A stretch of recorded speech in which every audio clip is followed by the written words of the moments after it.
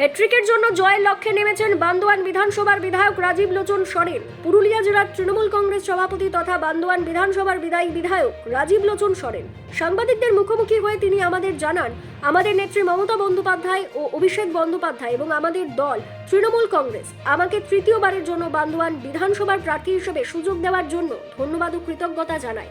তিনি জেতার ব্যাপারে 100% আশাবাদী বলে আমাদের জানান। প্রচারে এবারের মূল লক্ষ্য হবে তৃণমূল সরকারের উন্নয়ন।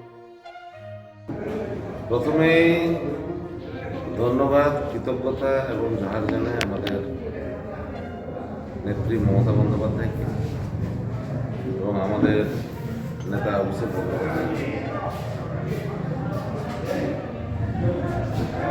এবং আমাদের দলের সভাপতি সুব্রত বক্সি মহাশয়,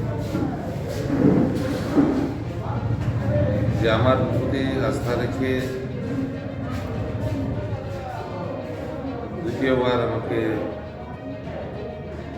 প্রার্থী হিসেবে ঘোষণা করেছে।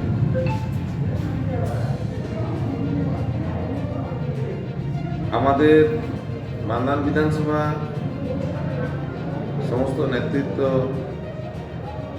কর্মীবৃন্দ সবাই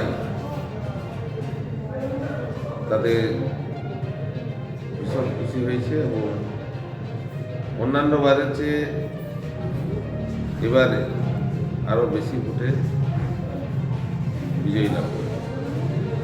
যেভাবে আমাদের কর্মীদের নেতৃত্বে যেভাবে উচ্ছ্বাস, আনন্দ এবং দলের কাজ যেভাবে করছে তাতে তারই প্রতিফলন হয়ে দাঁড়াবে।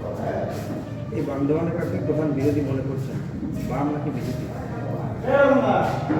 বান্দোয়ানে প্রধান বিরোধী হিসাবে আমাদের বামফ্রন্টই থাকবে, কারণ এখানে বামফ্রন্টের প্রার্থী খুব স্ট্রং প্রার্থী আছে।